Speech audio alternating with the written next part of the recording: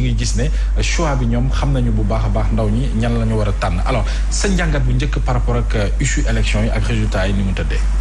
waaw jërëjëf Mohamed njàngat bu njëkk bu ñuy def comme dañu wax élection élection processus la du rek jour bi nga xamante ne moom la ñuy dem sànni xob yi donc il faut que très rapidement ñu jaaraat rapidement ci processus bi pour mun a comprendre clé bi pour mën a am clé bi nga xamante ne moo ñuy permettre ñu comprendre ak contexte bi élection bi résultat yi ci am nu mu tëddee ak tam fi ñu jëm donc processus boobu mooy que ni bu jarul sax ñuy ñëwaat ci dialogue national ak dialogue politique ak yooyu mën nañu commencer rek fi nga xamante ne mooy campagne bi. Tout à fait. Campagne bi ci boppam dafa nekk loo xamante ne campagne bu xawoon doy waar la bëri ay violence wàllum programme aussi xawoon na néew li nga xamante ne moom lañ doon gën a gis mooy ay lum loolu lay tuddee daanaka lu si gën bëri des concerts de rue wala boo demee si yenn réew yi da ngay xam ne des fois mën nañu chargé photo chargé si kii di concert di way di musique est-ce que li candidat yi doon wax nit ñi ngi ko doon dégg donc loolu day indi benn question bu am solo mooy est-ce que nit ñi li ñu voté mooy li ñu doon dégg ci campagne bi parce que logique bu élection loolu la li nga xamante ne mooy programme bi li ñu la dikk moom ngay xool nga comparer programme yëpp comparer nit ñëpp ak leadership bi ñu àndal ci kaw loolu le citoyen bi war a décider bu nekkee réew moo xam ne démocratie la te réew moo xamante ne nit ñi xam nañ li ñuy def ci wàllum élection noonu la war a tëddee donc question boobu dafa am solo ñu taxaw si xam nga li tax mooy tax muy ñëwaat ci question bi nga laaj résultat bi nu mu tëddee parce que est-ce que vote bi ci li nit ñi doon dégg ci li candidat yi présenté vote bi foofu la lalu am feneen la lalu loolu c'est une question fondamentale. Absolument. boo xamante ne bu ñu ko traité wul du ñu mën a mukk comprendre li nga xamante ne mooy élection bi xool nañ ne programme yi xëy na am na sax ñenn ñu ko jiital ñu proposé ci ay programme waaw mais néew na aussi te bu néewee tam nit ñi jàngatuñu programme yi ba ci biir waaw te am na sax yenn programme yu ngay gis loolu man mënuma ko tuddee programme ay slogan yooyu dajale la mooy maanaam voter monsieur tel il est intègre pour un avenir plus radieux pour un avenir meilleur pour une sécurité dans le quartier mais loolu du programme attention programme da nga dafay nekk loo xamante ne da ngay def diagnostic d'abord nga ne lii man gox bi nga xamante ne moom laay jël moom laay yootu nii la tëddee lii mooy jafe-jafe yi lii mooy li nga xamante ne mooy potentiel am ñi fa dëkk nii lañ nangam ci lañ toll ndaw ñi nii lañ lii la ñuy mooy seen yitte wala yu demee noonu boo dajalee loolu yëpp nga xool moyens yi nga xamante ne possibilité yooyu la gox bi am ak tam nga tënk ko ci loi bi nga xamante ne moo indi décentralisation mooy code général des collectivités territoriales du ñu ñëwaat ci code 1996 mën nañ ñëw sax ci li nga xamante ne mooy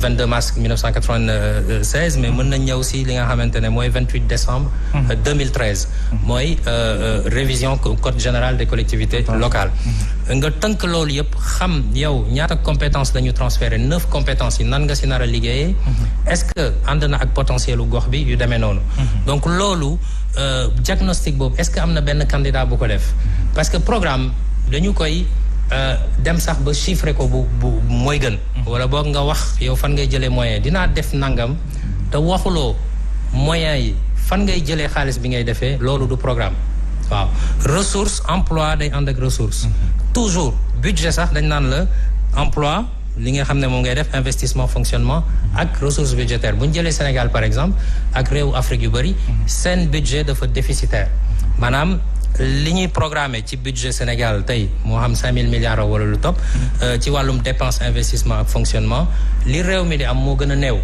mooy tax ñuy jégaani di indi aide publique au développement wala ay prêts yu demee noonu est-ce que tey collectivités locales yi diggé yi ñu diggé yëpp am nañ si jàngat boobu jaar nañ foofu donc loolu mooy wane ndax gars yi voté nañ ndax loolu wala voté wuñ ndax loolu tout à fait mais dafa am foo ubbi fu am solo balaa ñuy dem ci ñeneen ñi mooy ndax nit ñi dañoo voté selon programme wala li ngay bañ a yegg mooy ndax dañoo voté sanctionné alors vote yow est-ce que mën nga ci jàpp vote sanction par rapport ak ni résultat yi tëddee waaw vote bi clairement dafa am vote sanction ci bu leer c'est-à-dire question boobu dama ciy répondre te du ma hésiter vote sanction mooy li nga xamante ne xam nga souvent parti majorité présidentielle bi dafay wax ne pertuma élection yi dégg nañ ko ci heure yu néew ci ginnaaw ñun ñoo gagné opposition bi tam ne ñoo gagné mais li ñuy jàpp ki gën a gagné tey mooy opposition bi li tax opposition moo gën a gagné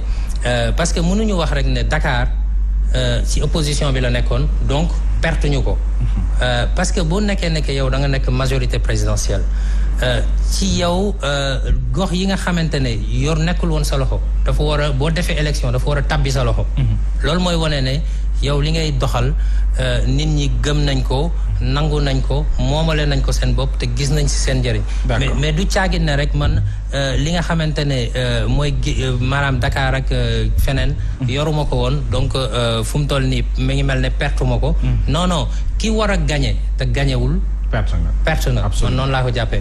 dinañ ci ñëwaat gën ko jàngat dañuy dem ci Julien Sagna coalition Yewwi Askan Wi avant ñu ñëw ci Parcelles Assainies bëgg nañu am également une analyse globale du wala des résultats yu ñu gis ci scrutin bi ñu génn muy élection locale yi qu'est-ce qui explique Yewwi Askan Wi daanaka rafler presque toutes les communes wala communes yu ci bari ci Sénégal ba ci sax ville yu gën a mag fii ci Dakar selon vous.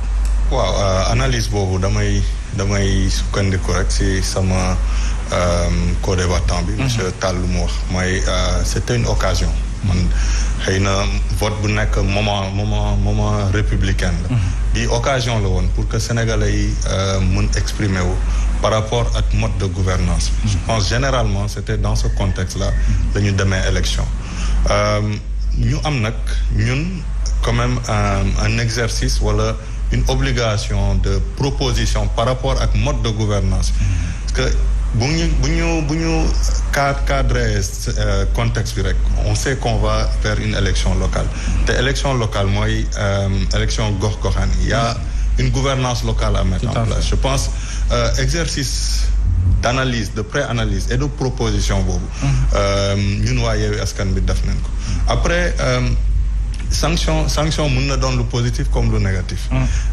gis nañ ni bi élection ñun on nous a sanctionné positivement la coalition Yewwi Askan bi ñun luñ koy analyser mooy benn cohérence déjà ci démarche bi bu ñu taxawalee coalition bi depuis bu ñu ko taxawalee tëral sarti leeral fan la ñu bëgg a dem ak Sénégalais yi je pense on n'est jamais descendu musuñu wàcc yoon loolu tamit ñu dem tànn ay challenger ay capitaine comme nun leen di waxee ay champion au niveau local muy ay nit yu am background qui sont pas forcément tous teintés politiques. Tout à fait. Voilà mu am bu ma nee background rek mooy ñu am. Et parmi ces capitaines on a constaté que ndaw ñi dañ ci bari. waaw gis nga Mohamed Sénégal dafa toll fi nga xam ne dafa soxla jeunesse am. sa jeunesse ouais. Voilà quand je dis dafa soxla jeunesse am je pense ñun ci benn démarche benn avancée bu ñu war a féliciter. Parce que tey jeunes yi dañu jël seen responsabilité te loolu du ci même au moment des investitures tu sentais cela loolu mën naa la ko wax comme peut-être un secret des investitures à notre niveau jeunes yi dañu jël seen responsabilité parce que dañu bëggoon bokk ci ñi nga xam ne ñooy doxal seeni gox te loolu lu positif la man yaakaar naa ni boo jëlee contexte bu ñuy wax mooy contexte malgouvernance général bu ñu bëggoon sanctionner nga jël tamit nga boole ci beneen déterminant muy démarche cohérente bu coalition yi proposé notamment la coalition Yewwi Askan Wi nga jël dans un pays comme le Sénégal fi nga xam ne ndaw yi vraiment am nañ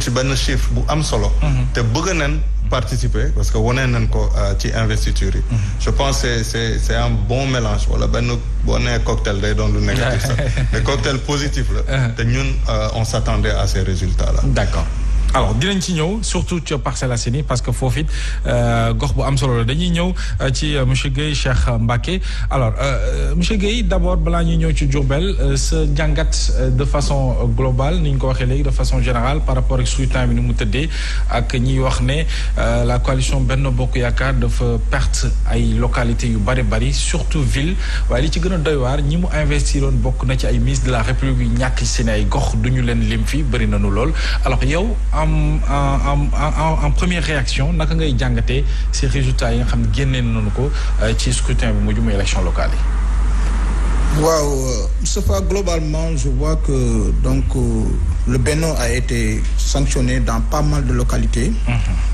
Je dirais peut-être positivement ou négativement, mais en tout cas il y a eu des sanctions. Bon, loolu li koy expliquer aussi c'est le contexte économique et social bokk na ci quoi. En fait le président de la République est en train de faire des efforts un peu partout. Il a soutenu des maires. Boo xoolee la plupart des maires qui ont été soit reconduits ou en tout cas qui ont gagné leur localité. Boo xoolee là où ils sont c'est pas seulement parce que seen bilan moo leen may loolu. C'est clair. J'en veux pour preuve notre maire Malick Fall. Aujourd'hui il a été reconduit c'est pas parce que dafa def bilan à Diourbel parce que il a géré lors de son magistère quelque chose comme 10 milliards alors que ces sous-là on ne sait pas là où il les a foutus. Ça pose problème. C'est Macky Sall en fait qui a fait toutes ces réalisations. Mais est-ce que loolu saltel victoire tamit nag monsieur Guèye. li nga wax ni Malick Fall bi ñu reconduire que même si bu fekkee da doon gérer plus de 10 milliards. damay wax rek c'est-à-dire xam nga li problème bi. mooy nit ñi dañu mere Benno Bokk Yaakaar moo indi problème boobu laa wax à Diourbel. D'accord. Mais c'est pas parce que Malick a fait un bilan qu'il a été reconduit. J'en veux pour preuve. Si je prends l'exemple de notre candidat pour le conseil départemental. Moustapha Guèye et sa femme Fat Diané. Moustapha Guèye boo xoolee en termes de recrutement ce qu'il a fait à Diourbel même moitié bi sax maire bi def ko et pourtant il est toujours proche des populations et malgré ça gis nga li xew ci xew dafa perte élection yi. non perte bi sax moom mën naa ne moom pertul parce que amul tax mu ne pertul parce que man j'étais son directeur de campagne Moustapha Guèye boo xoolee presque toutes les communes rurales il les a toutes gagnées boo xoolee sauf une boo xam ne nii une fois lañ ko fa rawee donc lui comme on lui avait confié le département liggéey na fa liggéey bu am solo bu extraordinaire bon le gap était trop grand dans le mais kon la mooy expliquer loolu ay maires yu liggéey ci seen i gox ñu sanctionné leen nii comme ça négativement jëlee leen ca foofa kon mbir mi est-ce que gënul kawee foofu est-ce que nit ñi merewuñu le président de la République. waaw bon peut-être mën nañu ko expliquer ci côté boobu parce que moo leen wax rek xam nga dëkk bi la crise là elle est mondiale. c'est une crise boo xam ne partout lu touché te nit ñi en général bu ñu meree le parti au pouvoir la ñuy mere duñ xam lu tax ñu mere ko mais bu fekkee en termes de liggéey rek Moustapha Guèye parce que man Moustapha Guèye pratiquement moom laay wax li mu fi def parce que moom laa gën a xam parce que man Dame je suis pas trop proche de Dame mais je suis plutôt proche de Moustapha gis nga Moustapha tey si c'est à féliciter Diourbel war nañ ko féliciter parce que li mu leen defal tey c'est le président du conseil départemental moom lañ ko joxoon tey jii war nañ ko mën a jox parce que liggéey bi mu fi liggéey ak li jabaram liggéey foofu tey jii war nañ ko mën a permettre tey jii ñu jox ko dëkk ba parce que kii ñu reconduire tey muy son père Khadim Gueye je vous dis c'est son père parce que moom papa moo bokk benn papa waaye c'est un problème ça pose problème ñoom ñaar ñoo doon jongante mais en fait lui aussi il est le président du conseil départemental sortant mais en réalité lan la def ci Diourbel lu ñu mën a wax moom gisuñu ko ñun. En tout cas moom la ñu fal te pourtant falaat nañ ko mais li ko fal aussi dama koy wax. bu fekkee liggéey rek. Moustapha lañ waroon fal. il est jeune et puis il a beaucoup fait pour Diourbel recruter na jeunes yi. créer na emploi sa femme également a financé les femmes les jeunes parce que Diourbel loogu financement fu am sa femme moo ko fa def. kon finalement comprendre leen yéen mënuma comprendre cette sanction ça ne s'explique pas. bu fekkente ni rek logiquement parlant cette sanction ne s'explique pas. xëy na nag y a d'autres paramètres yoo xam ne ñun maîtriser wuñu ko mooy indi suñu défaite bi. mais ce qui est sûr bu fekkee liggéey kese la. Moustapha est à féliciter il a fait un travail extraordinaire ainsi que moom ak sa femme. aujourd'hui le président Macky Sall war def jàngat ci résultats yi ñu am foofu. commune bi y avait un grand gap. parce qu'on a perdu plus de le Yewwi nous a l'opposition nous a dépassé de plus de 3000 voix. 3000 voix. Quand même, c'est quand même beaucoup. C'est beaucoup. Pour le rattraper avec le département, ça va être très compliqué. Parce que simplement, Moustapha, boo xoolee 700 voix rek la ko opposition bi rawee.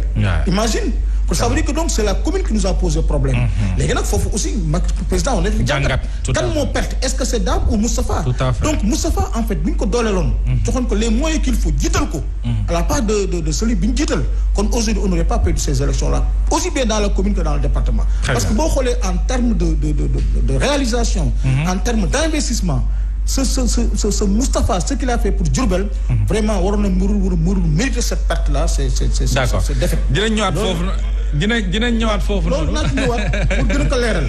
surtout côté boobu noonu. c'est important ak le cas de Dame moom ci boppam mi doon jongante te perte moom it ca commune bu Diourbel alors Bass dañuy ñëw ci yéen la grande coalition Gëm Sa Bopp bi nga xam ne moom bees la woon ci les élections quand même ngeen def le tour du Sénégal lu bari yoon.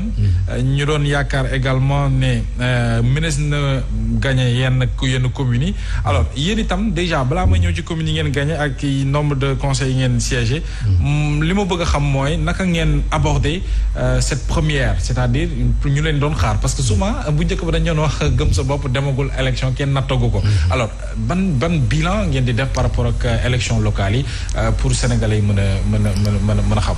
ok dama lay tontuwaat sànq mooy li ma la waxoon rek. bilan bi moom c'est un bilan très satisfaisant. benn te tamit succès boobu noonu ñi koy jagleel ki nga xam ne moo jiite woon suñu coalition muy le président Bougane Gueye Dany. ndax effort yi mu def xeex bi mu def. li mu subir lépp teewul mu am ay résultats yu satisfaisant nii. li tax ma naan résultats yu satisfaisant tey jii kii fi nekk doon président de la république. première participation élection municipale amul woon lii. quand même ba muy tàmbali. amu ko woon te boobu moom nekkoon na ci appareil ndax nekkoon na ay directeurs yoo xamante ne national. nekkoon na ministre ay yoon. nekkoon na président assemblée. yooyu yëpp mu yor ko malgré tey jii loolu mu yegg ci état yi bi mu demee ñaari commune la gagné woon. kon tey askan bi bu la musul dénk dara. nga ñëw par rapport ak réalité bi nga xam ne def nga ko ci Sénégal muy liggéey bi nga liggéey nit ñi di ko gis social bi ngay def. créer emploi bi nga xamante ne yaa ngi koy def ci dans un pays où le taux de chômage ne cesse de grimper. jeunes yu bëri amuñu liggéey. ngay ñëw di fexe ñii di liggéey social boobu. tey jii moo waral récompense bii mu am. coalition yi nga fii gis ñu bëri am na lu mu dee 2 wala 3 personnes yoo xamante ne ils veulent devenir président de la République et peut-être ils seront candidats à l'élection présidentielle. coalition Gëm Sa Bopp kenn na fa nekkoon muy le président Bougane Gueye Dany. malgré effort yooyu yëpp muy def li tax résultat yi sax gënoon mën a ëpp lii. mooy dafa am benn campagne bu gars yi defoon. état bi comme ni ma la ko waxee sànq bàyyi na ba élection ñëw mu jéem ko bloqué benn. ñaareel bi certains membres de l'opposition tamit ñoo xamante ne ils n'étaient pas honnêtes ndax li ñu doon wax kii nan la tudd citoyens yi. bokkul ak li am. mooy lan comme par exemple mooy lan di ko jéem a gëmloo nii que Bougane c'est un pion de Macky Sall et cetera loolu noonu amul sax ndax yow xam nga sëñ Saliou Mbacké mu baax mi nga xamante ne daf ñu yar daf ñu jàngal mu ne àddina nit da nga koy jàppee ñaari mbir. muy li muy wax muy li muy jëf. tout à fait. président Bougane Gueye Dany ci biir jëfam. amul lu ci nduroog jàppale président Macky Sall. boo xoolee tey yéen donte vous êtes indépendant. société bi ngeen nekk muy Sen TV li muy dal ci état gisuma benn télé bu ko fiy def. ni ngeen leen di dénoncer ci nu mu mënti doon dem di wax gars yi l'information qu'il faut bi nga xamante ne dina permettre di dal ci état bi ci biir waxam moom amul fu mu mës a génne ne day jàppale le président Macky te képp ku la koy wax citoyen sénégalais laay waxal li ma leen di ñaan mooy ku ñu déggati muy wax googu ñu ne ko wax ñu benn wax bu mu wax wala benn jëf bu mu jëf bu nduroog méngoo jàppale ko. loolu nag def nañ ko fi ay candidats yu bëri mu jàll Madické Niang loolu lañ ko defoon présidentielle ne taux bu Macky la. tax waa Touba voté luñ ko ba mu jël fa Sonko raw ko fa keneen raw ko fa. ci dëkk boo xam ne la mu fa def candidat yooyu yëpp kenn defu ko. est-ce que ñi ko waxal loolu jàpp merewuñu ko par rapport ak li mu génne woon ci coalition. ñoom Julien génn bi moom laa la wax xam nga génn boobu laa la wax yeewee askan bi. nañu waxante dëgg. affaire yi muus dañ koy tuddee muus xaj ñu tuddee ko xaj nit ñu tuddee ko nit. comprendre nga président Bougane Gueye Dany coalition boobu ña fa nekkoon ñëpp te tooguñu excepté Khalifa Sall mi nga xamante ne moo ci nekk il fallait moom mu nekk ndax lan mooy leeru ko ne dina bokk ay ñeneen ñi ci des ñëpp amuñu woon ambition présidentielle. d'accord moom am na ko. gars yi nag lenn la li fi nekk mooy boo amee kii ambition présidentielle. te ñëwoo ànd ci ñi nga xamante ne dañ jàpp ne ñoom nga war a àndal aussitôt lenn mooy doon kii bi nañ la jéem a diaboliser. ni ko gars yi di organiser xam nañ ko il suffit nga jël benn 20 boy yoo teg ci benn néeg tijjiloo leen ku nekk 30 compte Facebook ñuy dugg di wax di n'importe quoi di dal ci kawam di wax mais loolu amul li am ba am mooy le président Bougane Gueye Dany li mu fi nekkee boobu ba léegi kenn mënu fee wax acte bu mu def buy posé jàppale Macky Sall kenn mënu fee wax bu mu def buy posé jàppale et malgré ça ci élection yi vous avez fait un résultat alors pour sénégalais yi ñuy déglu yan ci ay gox ngeen gagné parce que yéen gagné nañu yomb na de waaye yan ci ay gox waaw gagné nañ Médina ñoo ko gagné Rufisque Nord ñoo ko gagné Samenkata ñoo ko gagné bu Sédhiou ak Kousi en même temps tamit Sarabidji ak Kolda ñoo ko gagné donc vous avez gagné des communes waaw boo demee ci ville élection ville nga dem ville de Pikine boo xoolee Thiaroye-sur-Mer ñoo gagné élection ville bi foofu commune bi nga dem Tivaouane Diacksao ñoo ko gagné nga dem Diamaguène Sicap Mbao ci élection ville ci une première participation ñun moom li ñu koy wax mooy gàcce nga laam léegi nag li ci des mooy dafa am ñaari mbir yoo xamante ne du liggéeyam suñu liggéey la war a doon ñun te ñooy porter le combat mooy dootuñu nangooti kenn koo xamante ne da ngay jóg di ko waxal lu amul mu ku mu ak camp boo mën a bokk ku ñu ko timbaxati dinañ la ko rimbax loolu moom day leer comprendre léegi nag li nga xamante ne la ñuy def ñun c'est d'essayer de convaincre cette majorité silencieuse qu'aucune histoire personnelle ou familiale n'attache à un parti politique te wax dëgg yàlla man de bi ma koy doorax président Bougane yàgg na di politique xalaatuma woon sax ne dinaa bokk coalition gëm sa bopp li ko waral sama benn jigéen bu may saluer de passage Ndeye Salbe mu doon koo xamante ne tamit doon na ci dox waar wu bëri ci xëcc ay nit ci kaay leen jàppale ko man ñii di wax ak yow tey bu ma nekkee coalition gëm sa bopp ginnaaw yàlla moom la ñëw xamal ma ne man de gis naa koo xamante ne jàpp naa ne am naa ci moom espoir jour bi ma toogee ak le président Bougane bi ma waxee laa xam ne programme bi mu yor projet de société bi mu yor loolu moo mën a suqali réew ndax moom dala koy wax ni ne la l'idée du développement bi nga xam ne moo war a am te facteur primordial dans l'action du développement c'est l'être humain nit kooku nag boo xoolee moo waral programme am mu ne nit pour mu jag lenn la noo def mu xam-xam boobu la jiital ci programme am def ko ci numéro 1 boo xoolee article bi ci jiitu nan la ñuy def ba éduquer nit ñi xamal leen dem tey nag jàpp naa ne li des ci fii ak ñi yeggaat présidentielle mooy nit ñi dinañ jéem a cohérent ci lenn bàyyi sosalante bi bàyyi waxalante lu amul ñëw teg kenn ku ci nekk wax sa programme wax li nga bëggal nit ñi ñun duñ fi nekk di jéem a dig Sénégalais yi des solutions extrêmes car toutes les solutions extrêmes sont des mensonges et les mensonges vont toujours faire plus de mal que la vérité dañ leen di wax loo xamante ne logique na réel na ànd ak ñoom ci loolu léegi nag peu importe àddina leen na fi am loo gis li ne dualité la guddi bëccëg la suba ngoon am ak ñàkk fi nekk l'essentiel mooy l'importance pour nous ne sera ni de gagner ni de perdre mais la manière de jouer et on préférera toujours gagner dans la dignité le respect surtout que de gagner autrement tey jii nii duggoon biir Yewwi Askan bi ñi ñëw jox ko fa benn kii mel ni lu ko sédd mu gagner déedéet dafa bëgg yor réew mi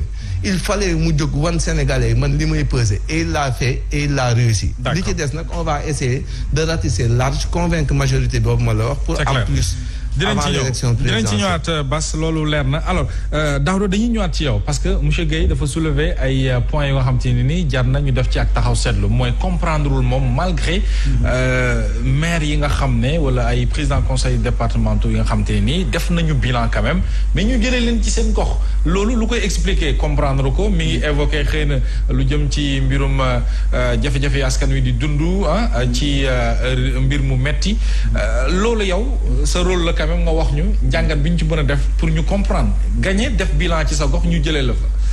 bon njàngat bi mooy njëkk a def. balaa may ñëw si loolu très rapidement.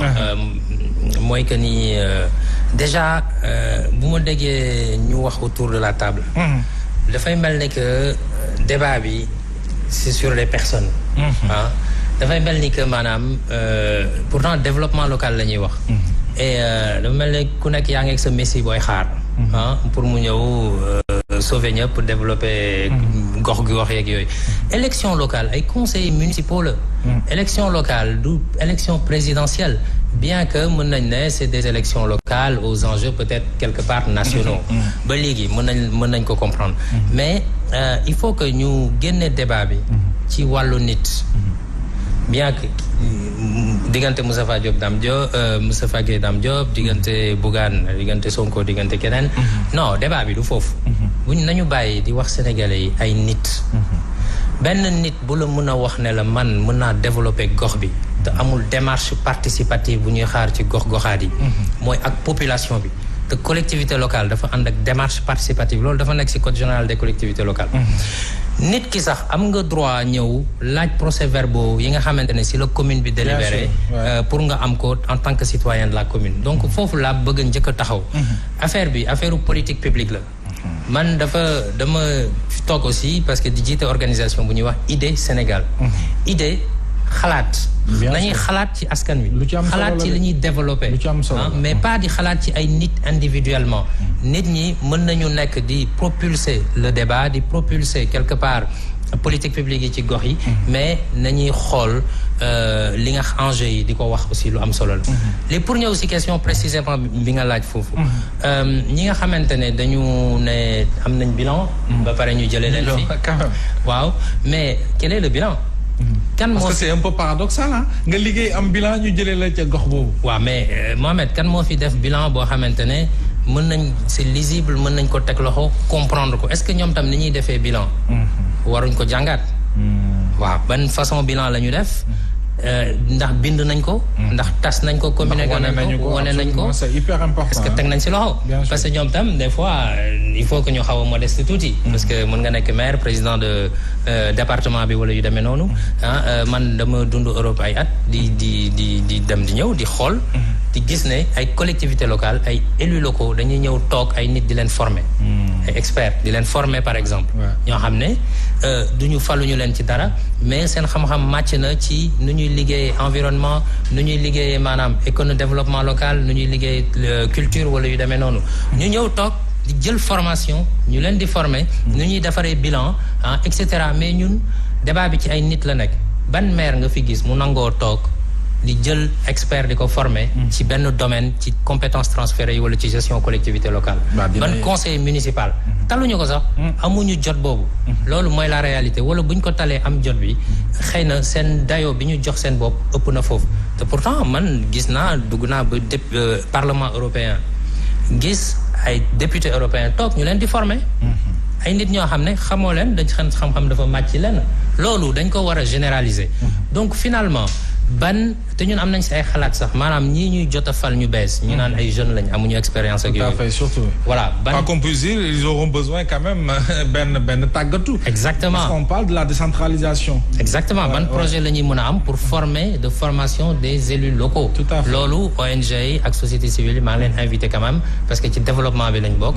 ñun en tout cas dinañ ci xaar tànku tubéy ñu jéem a xool naka la ñuy accompagner ñu bees ñi nga xam ne ñoo fi ñëw que ce soit ci wàllum coopération. et pourquoi pas l'association des maires du Sénégal parce que ñi ñëw yes bëri na ci ay ndaw. très bien pourquoi pas ñu tàggatu par rapport ak loolu parce que quand même ni nga ko waxee élus locaux ak lu jëm ci wàllu décentralisation. te boo koy xool sax ci campagne bi ak dige yi nga doon wax muy promesse yi da lay leer ne candidat bi xamul loolu lu jëm ci wàllu décentralisation. su ko xamoon xëy na du dige loolu. te gis nga Mohamed bu ñu deful loolu. parce que compétence yi ak yi ni mel. voilà daanaka duñ ci bàyyi xel. te bu ñu deful loolu engouement bi nga xam ne am na te nit ñi di feet. bu ñu deful loolu l'inverse mooy naraam. bu ñu leen mayee fii quelque temps. bu ñu jëlul formation. xam li ñuy ni ñuy doxalee. bañ a doylu sa bopp nit mënoo doylu sa bopp gox mënul doylu sa bopp réew sax mënoo doylu sa bopp.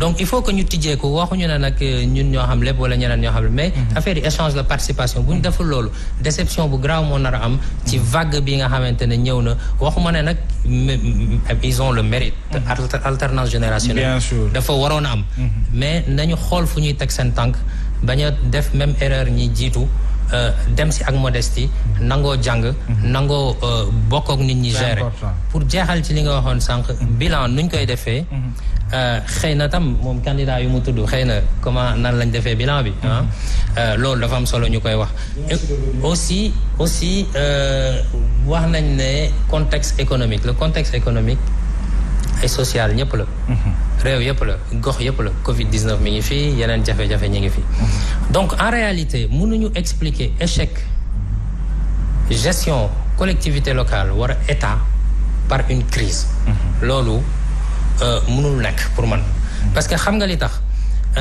parce que nit ki bu la wóoloo ba fal la bu crise amee loolu c'est cas de force majeure kenn mënul woon prévoir pandémie Covid-19 loolu Sénégal amul man damay jàngale ci ay master de yooyu école yu mag comme professeur ci dama koy wax même ci wàllum intelligence économique am na loo xamante ne tey adduna bi dafa taxaw lu projet yu bëri yàqu nañ mais fi ñuy xaar njiit du question yow li nga waroon def matale woo ko parce que crise am na baal leen ma déedéet loolu du njiit mooy xëy na crise bi bu mu amee géré naa ko ba tax impact bi mu waroon am wàññeeku na te population yi dofuñu bu ñu gisee loolu donte sax li ñu doon xaar amuñu ko mais gis nañ ne ni mu waroon méttee ci ñoom méttit bi maîtriser nañ ko ndax ki ñu jiite maîtriser na ko ba wàññeeku na donte positiful sax mais bu fal ñëwee ñu falaat ko d'accord donc loolu moom alors avant ñuy dem ci Julien juste une question rek monsieur Tall mooy ci njëlbeen bi dañu def vote sanction est-ce que kon du ñu waxtaan teg tuuti def taxaw seetlu ci électorat bi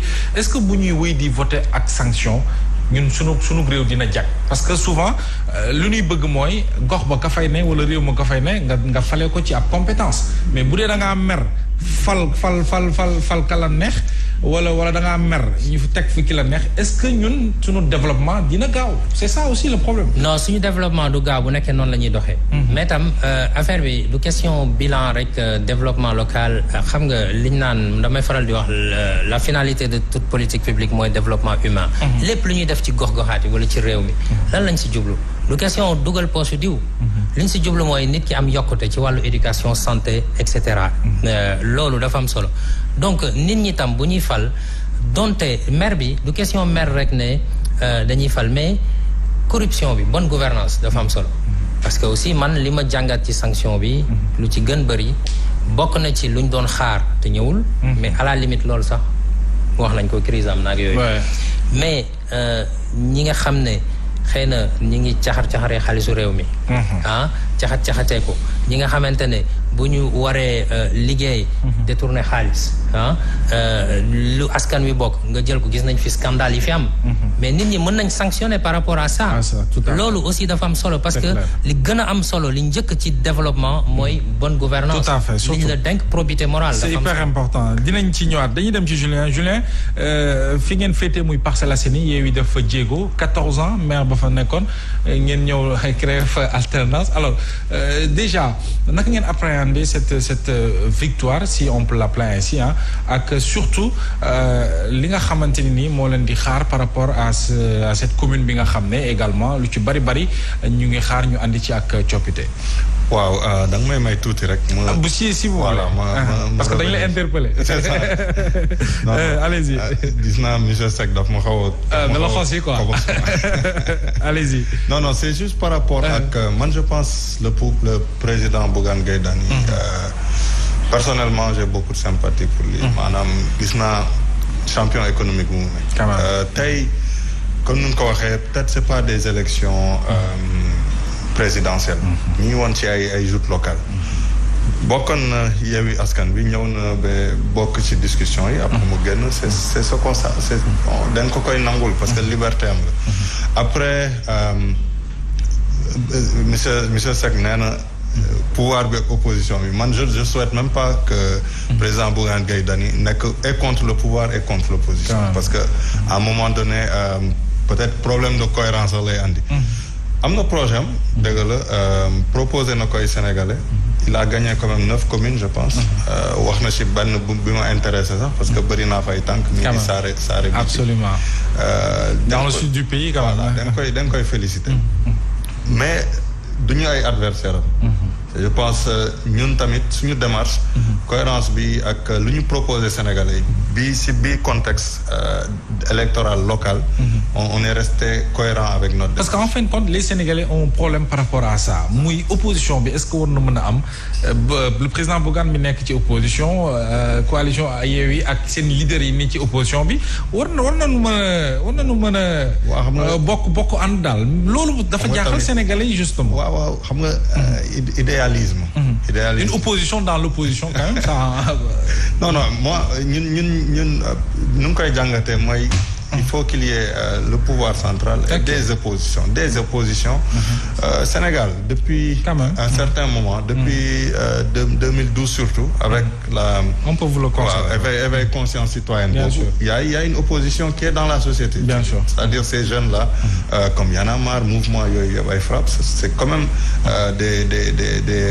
des mouvements d'alerte qui sont un contre-pouvoir nga am nga am des oppositions aussi ci landerneau politique bi nga am ñii ñu def seen alliance mu am keneen xëy na mu proposer beneen voie loolu da nga koy nangu il faut qu'il y ait une pluralité des offres maanaam faw ñu teg ci table marché sénégalais bi ay kii yu bëri mu mën ndugu xool lan moo ko gën tout à fait ci offre yooyu pour dellu ci Parcelles Assainies. Est-ce que yéen a ngi xam enjeu yi leen di xaar d'autant plus que yéen ñu ngi leen di waxal ay wax naan Jamil Sané dëkkul foofu.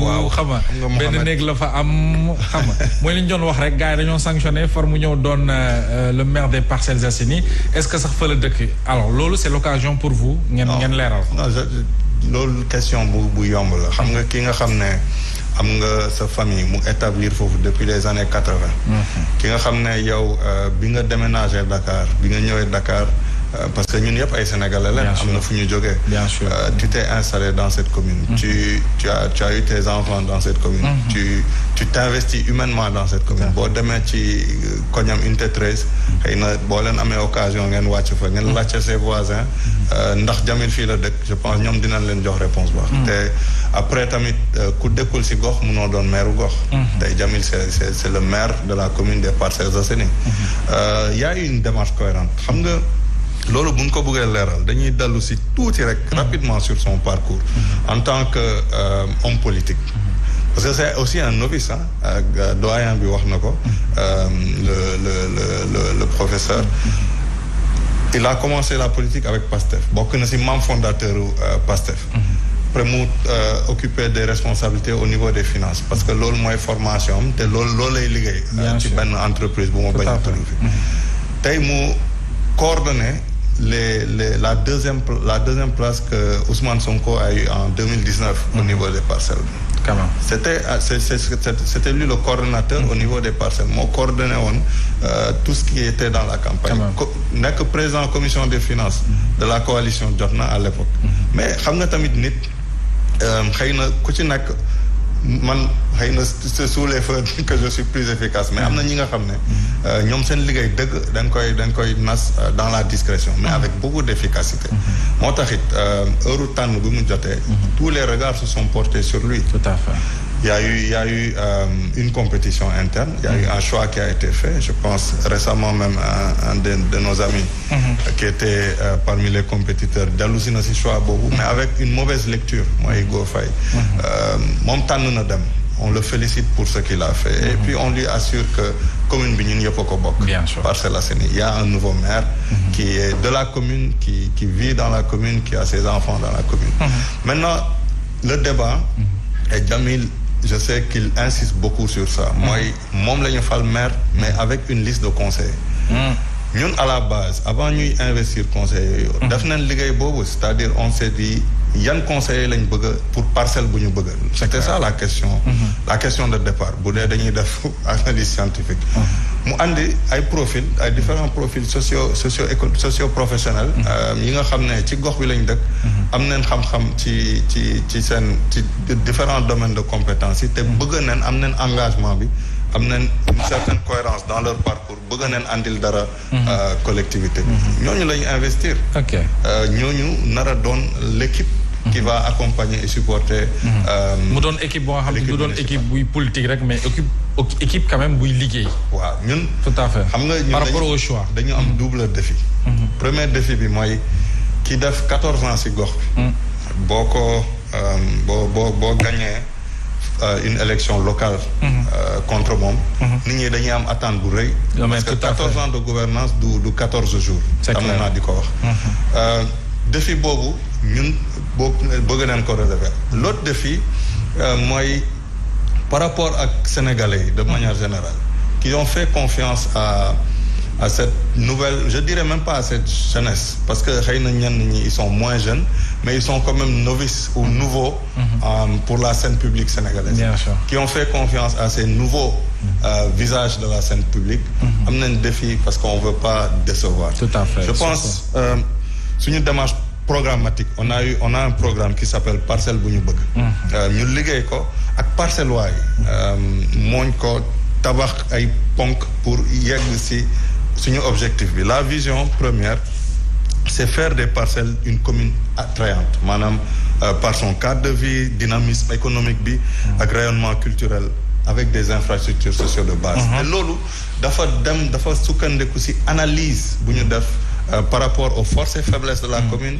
avec les opportunités. muy diagnostic bi ngeen def au départ. voilà léegi boo amee démarche bu cohérente boobu te bu ñu yaakaar ni man yàgg naa ko wax sax xëy na suñ première réaction lorsque on nous a demandé mais foo leen jaar ma ne ñun on n'était pas surpris.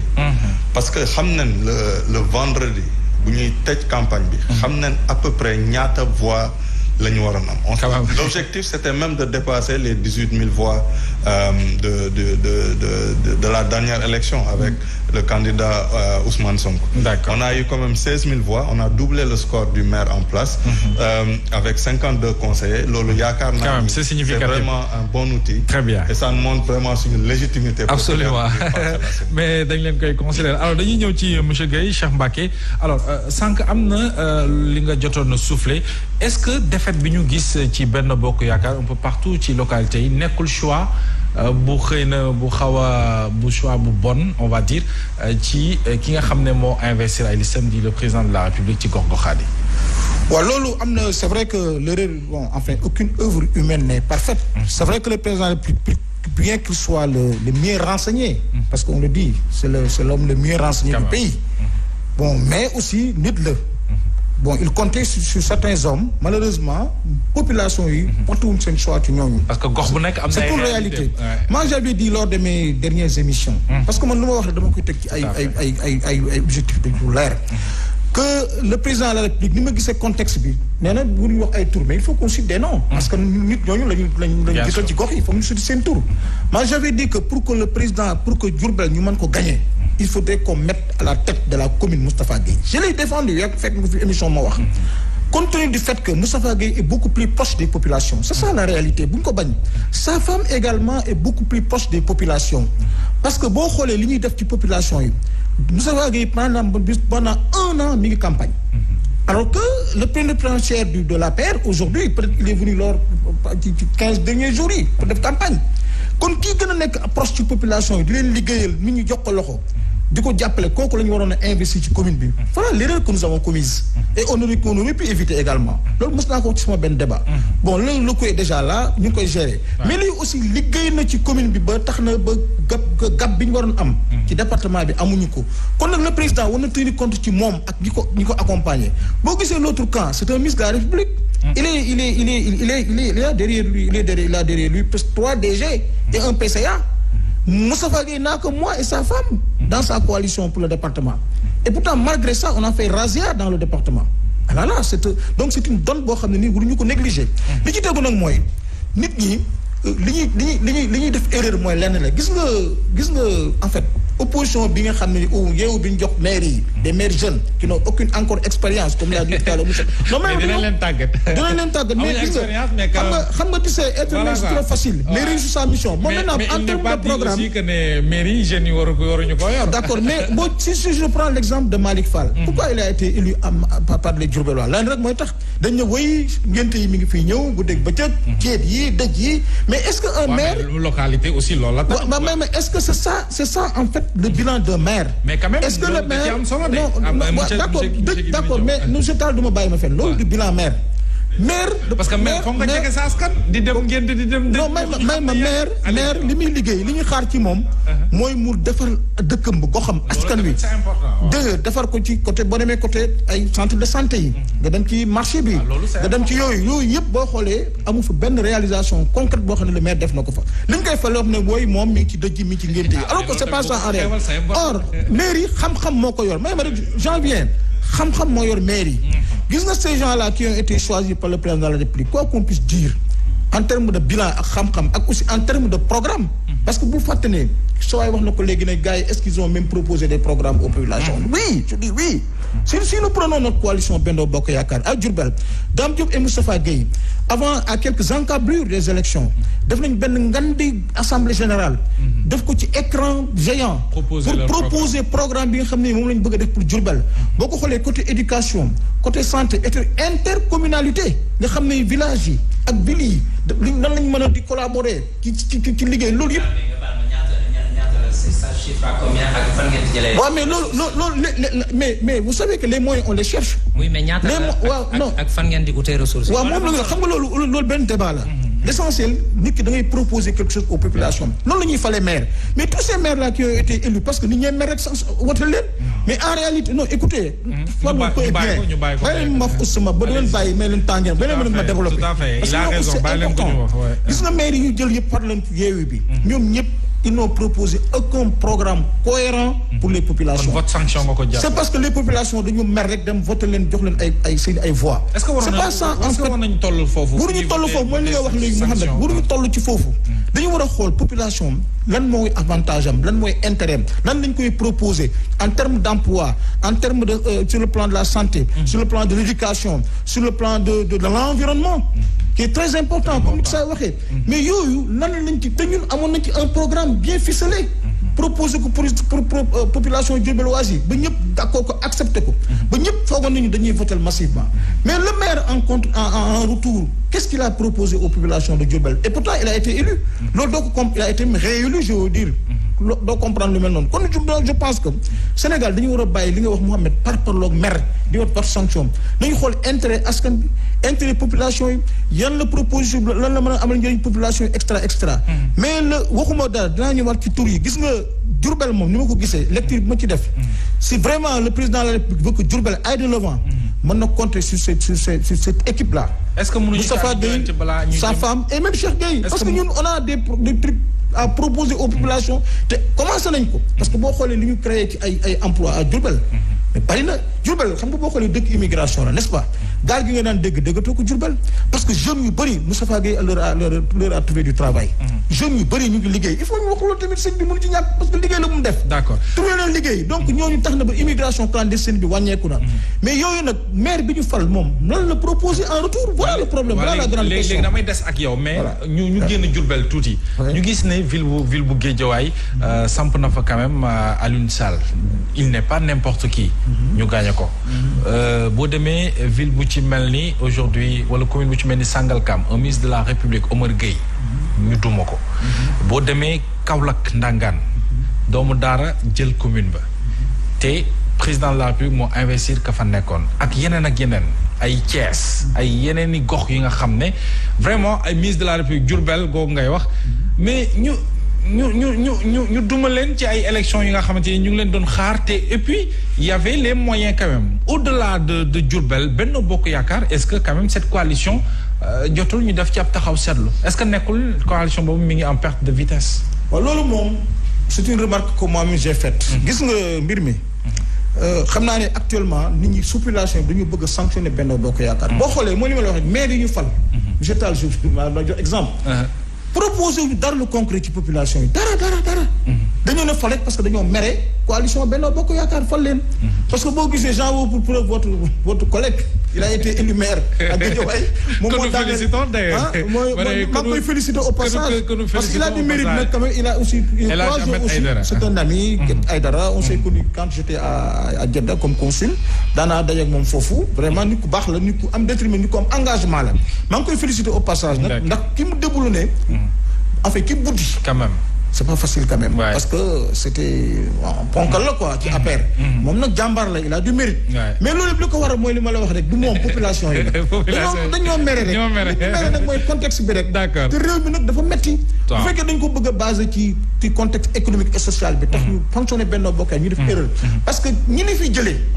teg fi ñeneen ñi est-ce que ñooñu mën nañu régler tam problème population yi voilà la grande question. kon war nañ ci mën def jàngat balaa ñu dem ci yeneen échéance échéance bala mu ñoom ñu xool nañ leen may fi ba élection législative yi. c'est clair ñu xool li ñuy liggéey. est-ce que il mérite d'être reconduit oui ou non parce que xam naa ne ils ont aussi des ambitions. ñuy nourrir ay ambitions pour être député. parce que ñu ne maire bu ngeen yaa ngi bëgg a nekk député sa gox. léegi nag d'ici là dañ leen may bët. xool leen ñii fi nekkoon. li ñu fi liggéey ak comparé ak ñi ñu waroon proposer. kon yéen a ngi xaar ñoom ñu xaar leen foofu